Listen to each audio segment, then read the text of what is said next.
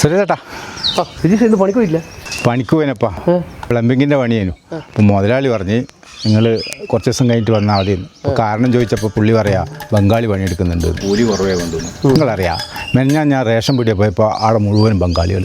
ഇതെങ്ങനെ ജീവിക്കുക? എടാ എന്ത് ചെയ്യുന്ന എടാ, ഞാനത്ര കോൺട്രാക്ട് വർക്ക് എടുത്തെന്നറിയാം. ഇപ്പം കോൺട്രാക്ട് വർക്ക് എടുക്കാൻ ഇപ്പോൾ അവരായി. ഇങ്ങനെയാണ് നമ്മളത് എന്നെയും ബാധിച്ചിട്ടുണ്ട്. ഒരു പണിക്കും പോകത്ത് തന്നെയാണ്. ഇന്ന് ഞാൻ എത്ര മണിക്ക് വിളിക്കലുണ്ട്? ഓല ബാധിച്ചിട്ടുണ്ട്. ബാധിക്കേണ്ട ആളുമല്ലേ രജീഷ. എടാ ഇതിങ്ങനെ വിട്ടാൽ ശരിയാവില്ല. MLA ക്ക് ഒരു മെമ്മോറാണ്ടം കൊടുക്കണം.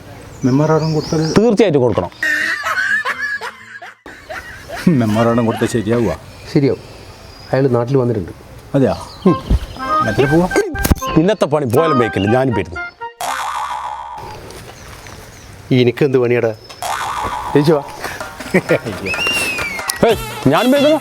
എടാ നിൽക്കണേ, ഞാൻ വരുന്നു. രജീഷ ഈ ഓണിംഗ് ബെല്ലടിക്കും.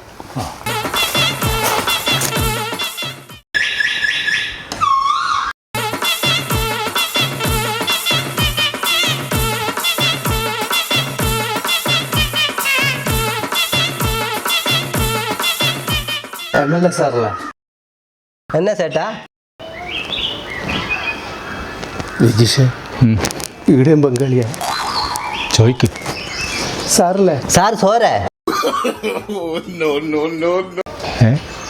സാറ് ചോറാവാനാ? സാർ ഉറങ്ങാണ് ചേട്ടാ. രജീഷേ ഇവിടെയും ബംഗാളിയാടാ. ഇനി എന്തിനാടാ ഈ അപേക്ഷ?